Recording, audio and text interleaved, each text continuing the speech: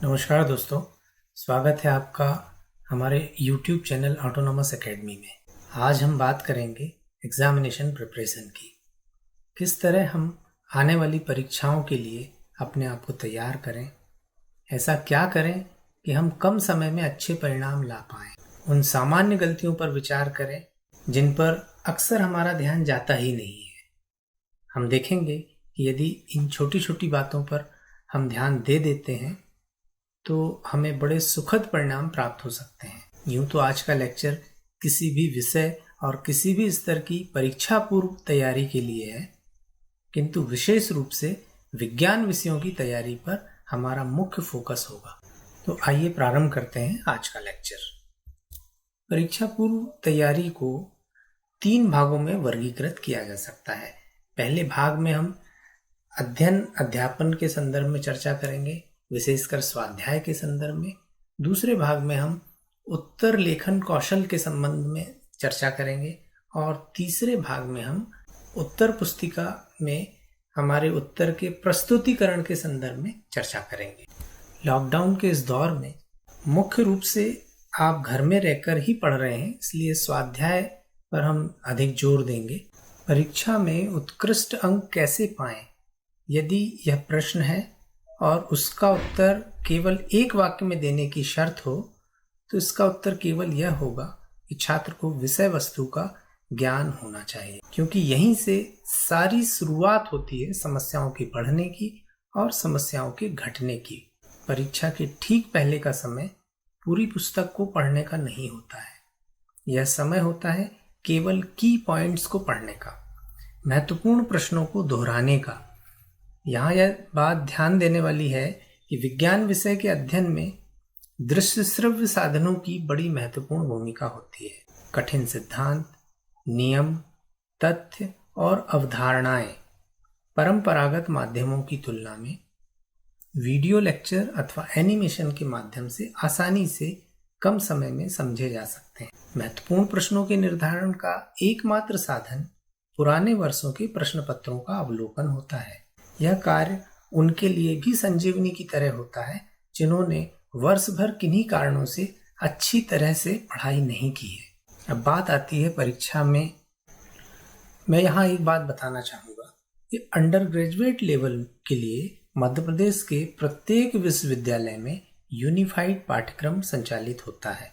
इसके कारण आप किसी भी विश्वविद्यालय के विद्यार्थी हों, किसी भी विश्वविद्यालय के प्रश्न पत्रों का अवलोकन कर सकते हैं। प्रत्येक विश्वविद्यालय में संचालित स्नातक स्तरीय पाठ्यक्रमों में एकरूपता है, इसलिए कोई फर्क नहीं पड़ता कि आप किस विश्वविद्यालय के विद्यार्थी हैं और आप किस विश्वविद्यालय के पुराने प्रश्न पत्र को देख रहे हैं। पुराने प्रश्न पत्रों के अवलोकन से आप यह अनुमान लगाने में सक्षम हो जाते हैं कि परीक्षा की दृष्टि से कौन से प्रश्न महत्वपूर्ण हैं। किसी प्रश्न के परीक्षा में पूछे जाने की संभावना क्या है, ये आपको भली भांति पता लग जाता है। हम अपने वीडियो लेक्चर्स में प्रत्येक कक्षा के कम से कम विगत 3 वर्षों तक के पुराने प्रश्न पत्रों का विश्लेषण करने जा रहे हैं। हम कोशिश कर रहे हैं कि रानी दुर्गावती विश्वविद्यालय जबलपुर, बरकतुल्लाह विश्वविद्यालय भोपाल और डॉक्टर हरि सिंह गौर विश्वविद्यालय सागर के प्रश्न पत्रों का विश्लेषण कर पाएं। आप कैसा पढ़ें, कितना पढ़ें, इसमें हम अपने अगले वीडियो लेक्चर के माध्यम से निरंतर आपका सहयोग करते रहेंगे। अब बात आती है परीक्षा में उत्तर लेखन की, जो कि एक बड़ा ही महत्वपूर्ण कारक है। वर्ष भर की मेहनत की फलश्रुति सुखद हो, यह इस बात पर निर्भर करती है कि आप परीक्षा में क्या लिखते हैं, कितना आकर्षक लिखते हैं। आपका लिखा इतना आकर्षक हो, इतना कि परीक्षक आपको अच्छे अंक देने के लिए मजबूर हो जाए। स्टूडेंट्स, उत्तर लेखन एक कौशल है जिसे प्रत्येक छात्र को सीखना ही चाहिए। आपकी उत्तर पुस्तिका आपके संपूर्ण व्यक्तित्व का आईना होती है। आज हम बहुत विस्तार से उन बातों पर विचार करेंगे जिनके पालन करने से आप निश्चय ही आगामी परीक्षाओं में अच्छे अंक ला पाएंगे, मुझे पूरा विश्वास है। स्टूडेंट्स, परीक्षक आपको नहीं जानता है और ना ही वह आपको जानना चाहता है। परीक्षक के मस्तिष्क में आपकी छाप आपकी उत्तर पुस्तिका के माध्यम से ही बनती है। यह सारा क्रियाकलाप कुछ ही मिनटों के लिए होता है, क्योंकि परीक्षक को दूसरी कॉपी भी तो जांचनी है। अब थोड़े से समय के लिए आपका संपर्क होना है परीक्षक से, और वह भी आपकी उत्तर पुस्तिका के माध्यम से। तब आपके द्वारा लिखे गए उत्तरों का स्तर बहुत मायने रखता है। साथ ही यहाँ यह ध्यान देना भी आवश्यक होगा कि परीक्षक भी एक मानव ही होता है, इसलिए मनोवैज्ञानिक कारक उस पर भी प्रभाव डालते हैं। यदि आप इस तथ्य को नज़रअंदाज करेंगे तो यह अच्छा नहीं होगा। जहाँ तक लिखे गए उत्तर के कंटेंट की बात है, तो मैं यही कहूँगा कि आप सबसे पहले प्रश्न को गंभीरता से पढ़ें और यह सुनिश्चित कर लें कि प्रश्न में पूछा क्या गया है। फिर आप प्रश्न के लिए निर्धारित अंक देखें।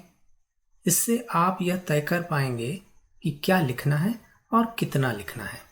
विषय वस्तु के संदर्भ में निम्नांकित बातों पर अवश्य ध्यान दें। पहली बात है विस्तार या परिधि, दूसरी बात है अनुपात या संतुलन, और तीसरी बात है प्रामाणिकता। यदि हम विस्तार या परिधि की बात करें तो इसका अर्थ है कि जो पूछा गया है केवल वही लिखें, अनावश्यक बातें ना लिखें। साथ ही यह भी ध्यान रखें कि कोई महत्वपूर्ण बात छूट न जाए। हम अनावश्यक बातें केवल 2 स्थितियों में लिखते हैं। पहली बात तो तब जब आप उत्तर के बारे में बहुत ज्यादा जानते हैं और उत्तर पुस्तिका में सब कुछ उड़ेल देने के लोभ से पीछा नहीं छुड़ा पाते हैं और ढेर सारा लिखने लगते हैं, जितना पूछा गया है उससे भी कहीं अधिक। दूसरी स्थिति तब होती है जब आपको उत्तर के बारे में कुछ भी नहीं पता होता है और प्रश्न छूट न जाए इस लालच में खामखा लिखने लगते हैं। परीक्षक आपके उत्तर को पढ़कर अच्छा महसूस करे, यह जरूरी है, और ये तब होगा जब आप वह लिखेंगे जो आपसे परीक्षक अपेक्षा करता है। यदि आप पूछी गई बात से दाएं बाएं होते हैं या जानबूझकर गोल गोल घुमाने का प्रयास करते हैं तो यह बात परीक्षक पर अच्छा असर नहीं डालेगी। दूसरी बात है अनुपात या संतुलन की। जो बात आप उत्तर के रूप में लिखने जा रहे हैं वह उपयुक्त हो, उसमें सभी जरूरी बातें आ जाए, कोई गैर जरूरी बात सम्मिलित ना हो जाए, भाषा सटीक हो, उत्तर का वह बिंदु जो सबसे महत्वपूर्ण हो उसे सबसे अधिक स्थान मिले और कम महत्वपूर्ण बातों को आनुपातिक रूप से कम स्थान मिले। ऐसा उत्तर संतुलित उत्तर कहलाता है। संतुलित उत्तर परीक्षक पर सदैव अच्छा असर डालता है। विषय वस्तु के संदर्भ में तीसरी और महत्वपूर्ण बात आती है प्रामाणिकता की। आप जो भी लिखें उसका प्रामाणिक होना बहुत जरूरी है। हालांकि विज्ञान विषयों में कल्पनाओं को जरा कम ही स्थान मिलता है, किंतु कुछ छात्रों की कॉपियों में ऐसी निराधार बातें बड़ी मात्रा में पाई जाती हैं जिनका कोई आधार ही नहीं होता है। जब छात्र को उत्तर के विषय में ज्यादा कुछ ना पता हो तो उत्तर की लंबाई को बढ़ाने के लिए वह ऐसे बेतुके प्रयास करने लगता है जिसका उसे भारी नुकसान भी उठाना पड़ता है। उत्तर लेखन कौशल का एक महत्वपूर्ण कारक होता है संप्रेषणीयता, अर्थात कम्युनिकेशन। आप अपने उत्तर को किस तरह से संप्रेषणीय कर पाते हैं यह निर्भर करता है आपके द्वारा अपनाई जाने वाली भाषा पर। यह ध्यान रहे कि आप जो भी भाषा उपयोग में ला रहे हैं उस भाषा में प्रवाह का होना बहुत जरूरी है। यह किसी भी उत्तर का बड़ा प्रभावकारी भाग होता है। आपके उत्तर का प्रत्येक वाक्य पिछले वाक्य का परिणाम होना चाहिए और अगले वाक्य की भूमिका होना चाहिए। आपकी भाषा में प्रवाह होगा तो परीक्षक को आपके उत्तर को पढ़ने की जिज्ञासा होगी और वह अंत तक पढ़ेगा। आपको जानकर आश्चर्य होगा कि बहुत कम शिक्षक होते हैं जो आपके उत्तर को 100% एक एक शब्द पढ़कर अंक देते होंगे। प्रायः आपके प्रत्येक उत्तरों के कुछ कुछ हिस्सों को देखकर परीक्षक अनुमान लगा लेता है कि इस उत्तर को कितने अंक दिए जाने चाहिए। ऐसी स्थिति के लिए आप स्वयं जिम्मेदार हैं। यदि आपकी भाषा में प्रवाह होगा तो यह स्थिति बनेगी ही नहीं। इसके लिए आप ध्यान रखें कि आपके उत्तर के प्रत्येक वाक्य में एक आपसी संबंध होना चाहिए। आप जो भाषा इस्तेमाल कर रहे हैं उसमें वर्तनी की त्रुटि नहीं होनी चाहिए। शब्दों की वर्तनी अर्थात स्पेलिंग में कोई त्रुटि न हो, इस बात का विशेष ध्यान रखें। यह सुधार अभ्यास से आ जाएगा, निश्चित है, बस आप इसके लिए सतर्क अवश्य रहें। उत्तर लेखन में अपनाई जाने वाली भाषा में वाक्य रचना का एक महत्वपूर्ण रोल होता है। विज्ञान विषय में भाषाई त्रुटियों पर बहुत अधिक ध्यान नहीं दिया जाता है। यदि आप ऐसा सोचते हैं तो बिल्कुल गलत सोचते हैं। आपका विषय कुछ भी हो, किंतु यदि उसमें व्याकरणगत त्रुटियों की भरमार होगी तो इसका असर परीक्षक पर बहुत गलत पड़ेगा। अल्प विराम, अर्ध विराम, पूर्ण विराम का सही इस्तेमाल करना सीखें। भाषा में शब्द संयोजन का बहुत महत्वपूर्ण रोल होता है। आपकी भाषा प्रांजल होनी चाहिए। उसमें प्रचलित शब्दों का प्रयोग करने में कोई परहेज नहीं है। सामान्य बोलचाल के शब्दों से बचना चाहिए। जहां तक हो सके संस्कृतनिष्ठ शब्द अर्थात तत्सम शब्द अधिक होने चाहिए। आपकी भाषा शुद्ध होनी चाहिए, लेकिन यह भी ध्यान रखना होगा कि भाषा बहुत अधिक कठिन ना हो जाए। विज्ञान विषयों में तकनीकी शब्दों की भरमार होती है। जब उत्तर में इनका प्रयोग करना पड़े तो उसके बाद कोष्ठक में उसका अंग्रेजी समानार्थी जरूर लिखें। विशेष शब्दों को इन्वर्टेड कॉमा में लिखना चाहिए। अब बात आती है प्रस्तुतिकरण की। आपका उत्तर दिखने में कैसा है, यह बड़ा मायने रखता है। उत्तर अच्छा दिखे तो परीक्षक का मन करता है उसे पढ़ने का, और यदि उत्तर बेतरतीब दिखे तो परीक्षक का मन खिन्न हो जाता है। हालांकि परीक्षक इतने मनहूस नहीं होते हैं कि वो आपके उत्तर में अंक काटने के लिए ही बैठे हों, लेकिन ये बात तय है कि लिखने का तरीका अच्छा हो तो बात बनती है। अच्छे उत्तर से परीक्षक का उत्साह बढ़ता है, आपके उत्तर को पढ़ने की चाह बढ़ती है। जी हाँ, मैं हैंडराइटिंग की ही बात कर रहा हूँ। हालांकि मैं जानता हूं कि ये एकदम और अचानक नहीं सुधारी जा सकती है, लेकिन परीक्षा कक्ष में आप सावधान रहेंगे तो बात जरूर बन जाएगी। आपका उत्तर हर हाल में प्रेजेंटेबल होना चाहिए, आकर्षक होना चाहिए, डायग्राम साफ सुथरे होने चाहिए। चित्र में प्रत्येक घटकों का स्पष्ट नामकरण होना बहुत जरूरी होता है। वक्र सही स्केल में बने होने चाहिए। यदि आप इन बातों का ध्यान रखते हैं तो आप देखेंगे कि इसके परिणाम बहुत अच्छे आएंगे।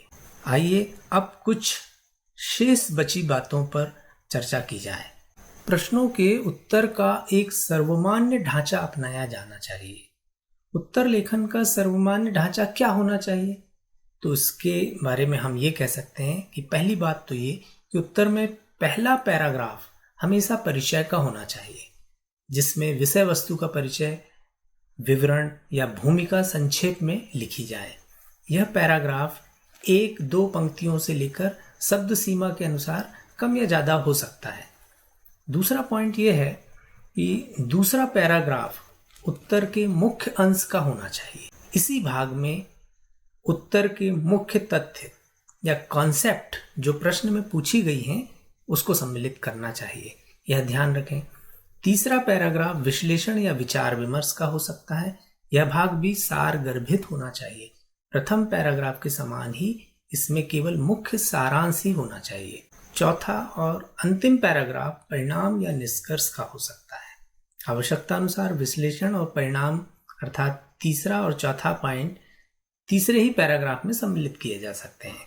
यह निर्भर करता है कि प्रश्न लघुत्तरी है अथवा दीर्घ उत्तरी है। प्रश्न यदि लघुत्तरी है तो चौथे पैराग्राफ की आवश्यकता ही नहीं, लेकिन यदि दीर्घ उत्तरी है तो निश्चित रूप से चौथा पैराग्राफ सम्मिलित किया जाना चाहिए। यदि हम देखें विज्ञान विषयों की बात करते हैं तो हम विज्ञान विषयों में मुख्य रूप से 3 तरह के प्रश्न होते हैं। पहले प्रश्न वे जिन्हें हम सैद्धांतिक प्रश्न कह सकते हैं। सैद्धांतिक प्रश्न जिसमें किसी सिद्धांत, तथ्य, अवधारणा या नियम को लिखकर उसे समझाना होता है। दूसरे प्रकार के प्रश्न वे होते हैं जिसमें किसी प्रयोग का सचित्र वर्णन करना होता है। और तीसरे प्रकार के प्रश्न वे होते हैं जिन्हें हम आंकिक प्रश्न कहते हैं। ये गणित के प्रश्नों से अधिक समानता रखते हैं। न्यूमेरिकल क्वेश्चंस लगभग गणित के प्रश्नों के समान ही होते हैं। अब तीनों में से अर्थात सैद्धांतिक प्रश्न, प्रायोगिक प्रश्न या आंकिक प्रश्न, कोई भी प्रश्न पूछा जाए, हमारा उत्तर का जो ढांचा होना चाहिए वो कुछ इसी तरह का होना चाहिए, यानी पहले पैराग्राफ में परिचय, दूसरा पैराग्राफ मुख्य अंश का हो, तीसरा पैराग्राफ विश्लेषण या विचार विमर्श का हो और चौथा पैराग्राफ परिणाम या निष्कर्ष का होना चाहिए। ये बात तो हुई हमारे उत्तर के मूल ढांचे की। आइए इन बातों पर भी विचार करें। अच्छे उत्तरों का परीक्षक पर अच्छा असर होगा, अतः हमेशा वह प्रश्न पहले करें जिसका उत्तर आपको बहुत अच्छी तरह से पता हो। इसी तरह कुछ अच्छे उत्तर अंत में लिखने चाहिए। उत्तर पुस्तिका के बीच में आप उन प्रश्नों को स्थान दे सकते हैं जिनके उत्तर आपको आंशिक रूप से पता है। बेहतरीन प्रारंभ और अच्छा अंत आपकी अच्छी छवि बनाएगा, जो हो सकता है आपको कुछ अवैध अंक दिला जाए। दूसरी बात है, प्रश्नों के उत्तर लिखते समय प्रश्न का क्रमांक सुस्पष्ट होना जरूरी है।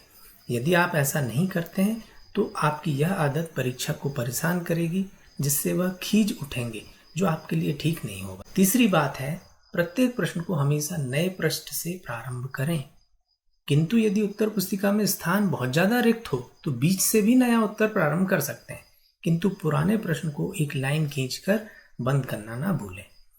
अगली बात है, पिछले 3-4 वर्षों के प्रश्न पत्रों को गौर से विश्लेषण कर प्रश्नों के पैटर्न को ध्यान से समझें।